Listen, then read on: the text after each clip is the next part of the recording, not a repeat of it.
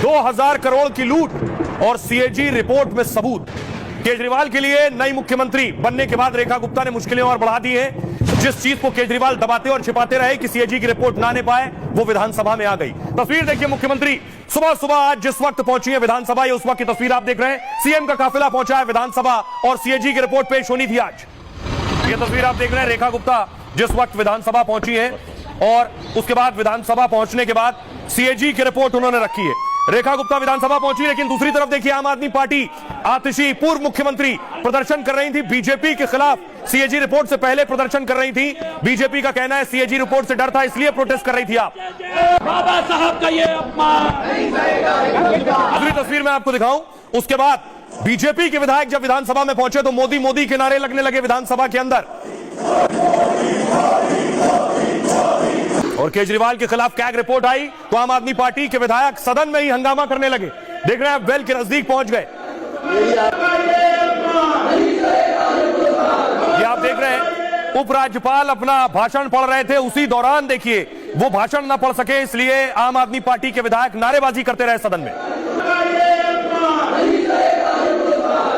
तो ये आप देख रहे थे जिस वक्त रिपोर्ट पेश होने से पहले, और ये केजरीवाल के शीश महल पर सीएजी की रिपोर्ट सामने आ गई है। केजरीवाल ने ये जो आलीशान महल बनवाया है, इस महल पर सीएजी की रिपोर्ट आ गई है। रिपोर्ट बता रही है कि आखिर इसमें क्या क्या चीज छिपाई गई है, क्या बताई गई है, कितना लगना था, कितना लगा दिया गया। ये तस्वीर देखिए जरा। चुनाव से पहले बीजेपी ने पोस्टर जारी किया था, आपको याद होगा। केजरीवाल को बाकायदा कोई सम्राट बना दिया था और शीश महल वाले आपदाए आजम। आइए आपको बताऊं कि क्या कहती है शीश महल पर जो सीएजी की रिपोर्ट आई है। बीजेपी इसी रिपोर्ट पर अरविंद केजरीवाल को पहले दिन से घेर रही है। दरअसल दिल्ली की बीजेपी सरकार ने सदन में आज सीएजी रिपोर्ट पेश कर दी है। सीएजी रिपोर्ट में पिछली केजरीवाल सरकार का पूरा काला चिट्ठा है। सबसे ज्यादा चर्चा केजरीवाल के लग्जरी आवास शीश महल की है और दिल्ली की सीएम रेखा गुप्ता ने इसे म्यूजियम बनाने का पहले ही ऐलान किया। सीएजी रिपोर्ट में बंगले को लेकर केजरीवाल का भ्रष्टाचार सामने आया।